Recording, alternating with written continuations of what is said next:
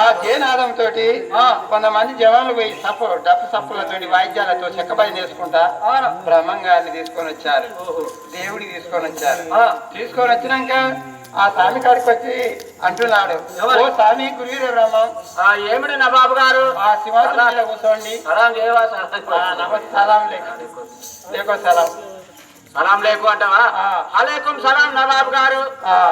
నన్ను పిలిపించడానికి కారణం ఏమిటి? ఓ స్వామి, మీరు ఇందులో కులగురువు అట, ఎవరి మనసులో ఉన్నదో వాళ్ళకి చెప్తున్నావు అట. మరి నా మనసులో ఉన్నది ఒకసారి నాకు చెప్పాలి స్వామి. మా ఇంటికి ఒక అతిథిని వచ్చావు, మా ఇంట్లో ఒక పూట భోజనం చేయాలని నేను పిలిపించాను. నా కారణం ఇదే. నాయనా నవాబు రాజా, అన్నమే పరబ్రహ్మ స్వరూపము. అన్నాన్ని దూషించిన వారు అన్నపూర్ణేశ్వరం దూషించినట్టు. నువ్వు భక్తితోటి చేస్తానంటే నేను తప్పకుండా తింటా బిడ్డ మీ ఇంట్లో. మరి మీరు హిందువులు అయితే మేము ముస్లింలు అయితే మా కాడ తింటావా? నాయనా నవాబు రాజా, నాకు కులముతో పని లేదు, గుణముతో కారణము. ఎవరి గుణమైతే గొప్పగుంటదో వాళ్ళ కులమే గొప్ప కులం, పెద్ద కులము. ఎవరి గుణమైతే చిన్నగుంటదో వాళ్ళదే చిన్న కులం. అంతే. అయితే మీరు గంగస్థానానికి పోండి. ఆ గుడిసె ఉన్నా గానీ గుణం పెద్దగుంటే గుడిసె ఉన్న ఇల్లు గుడిసె ఉన్నా గానీ గుణం పెద్దగుంటే ఆ ఇంటికి రోజు 10 మంది పోతారు. బిల్డింగ్ ఉన్నా గానీ గుణం చిన్నగుంటే బిల్డింగ్ ఉంటా గానీ గుణం చిన్నగుంటే ఆ ఇంటికి కడప కూడా పడతారు, కాకి కూడా నవాబరాజా. నువ్వు సాముల వారికి భోజనం పెడతా ఒప్పుకున్నావు కదా రాజా? నీ మాట గెలిపిస్తా. నా మాట గెలిపియాలి. నిన్ను నిలబెడతా. నిలబెడతావా? నిన్ను గెలిపిస్తా. ఎట్లా చేద్దాం? రాజా, మనం ముస్లింలు తినేది మాంసపక్ష పరమాన్నం తింటాం, హిందువులు పంచపక్ష పరమాన్నం తింటాం. మన దొడ్డిలో ఒక చిలపేయ ఉన్నది, ఆ చిలపేరు వద్దాం, దాన్ని ఖాయమా చేద్దాం, కళ్యాణ్ బిర్యానీ వండుకొద్దాం, సాముల వారి కాడికి తీసుకున్నాం. చూద్దాం చూద్దాం. అది కూడా ఎలా తయారు చేస్తున్నారు? నవాబు గారు నాది కాడ కుట్రమన్నాడు. జవాన్లకు ఏ విధంగా చేస్తున్నాడు? బంగారు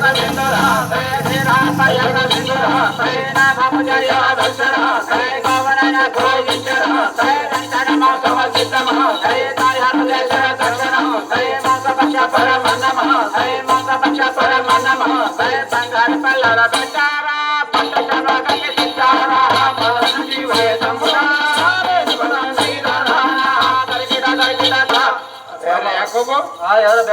అన్నం తయారు చేసుకొద్దాం.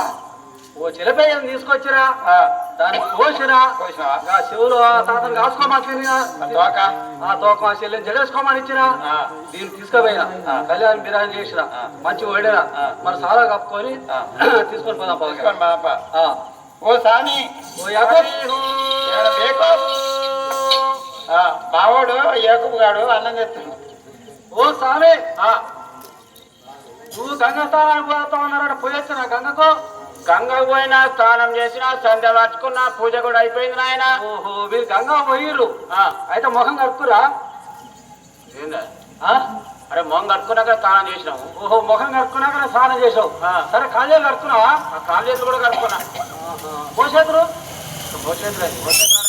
అల్లి కడుక్కున్నావా? మొత్తం స్నానం చేసిన పూజ కూడా అయిపోయింది.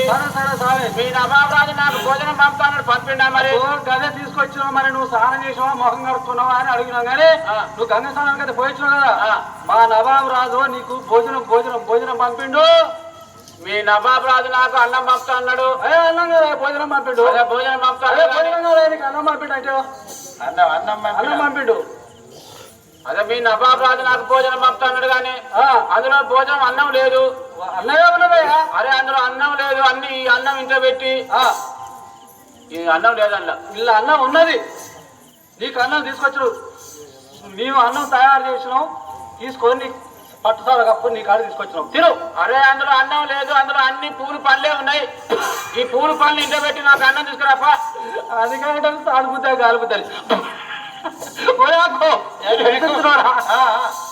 నువ్వు అన్నం పెట్టుకొచ్చినావా పూలు పెట్టుకొచ్చినావా? అన్నం తీసుకొచ్చా అన్నం పూలు అంటున్నా.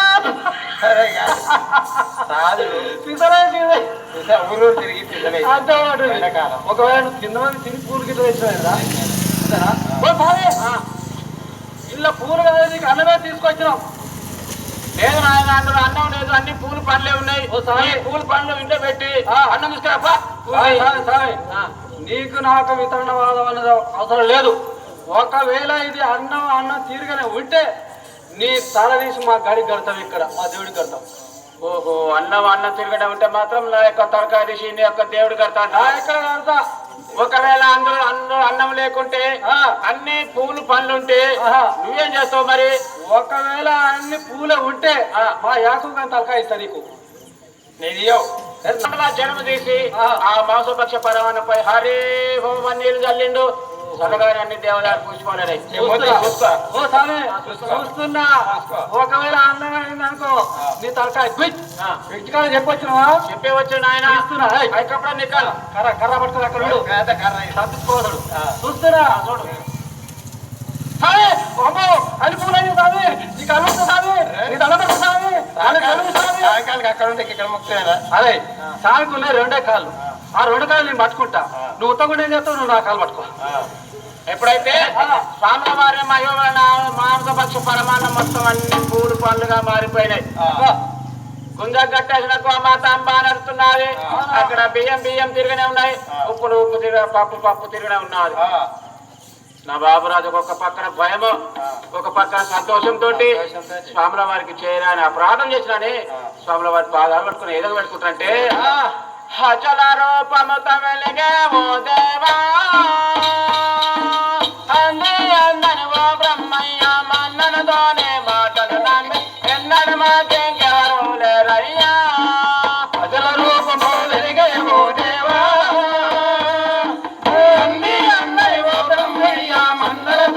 మాటలు నమ్మకి ఎన్నడు మాకింకెవరు లేరయ్యా. హజల రూపము తమిళగే ఓ దేవా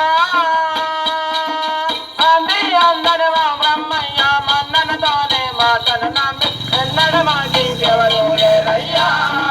హజల రూపము వెలిగే ఓ దేవా అందని ఓ బ్రహ్మయ్య మన్ననతోనే మాటలు నమ్మకి ఎన్నడు మాకింకెవరు లేరయ్యా.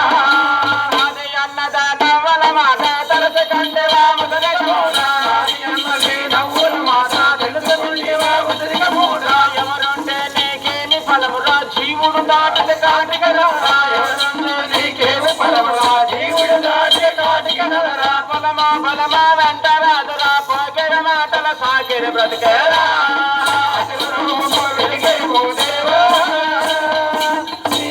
అందరి ఓ బ్రహ్మయ్య మందరతోటి మాటలు నమ్మకి ఎన్నడు మాట్లాడెవరు లేరయ్యా. శివుతనమనా చీమల గరవక బాల్యమందన ఆట పాటలు శివుతనమనా చీమల గరవక బాల్యమందన ఆట పాటలు యౌవన మందన బాల బిడ్డలతో సతమతమైతే విష సమస్యతో యౌవన మందన బాల బిడ్డలు సతమతమైతే విష సమస్యతో సారములేని సంసారం నా సర్వమనల్ల హరించవే జన్న.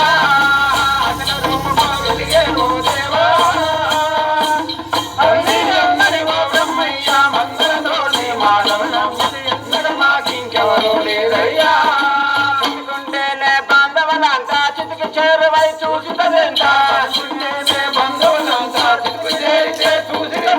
బ్రతుకుంటేనే బంధువులంతా చితికి చేరువై చూసి పాగది ఏనంట బెక్క బెక్క వర బెకారు బ్రతికేరా.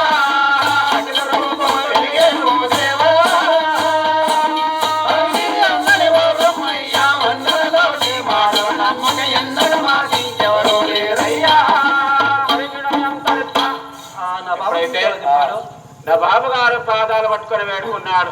అయ్యా నా తప్పు మన్నించు తండ్రి, నేను చేయలేని అపచారం చేసిన అనుకుని నా బాబు వేడుకున్నాడు.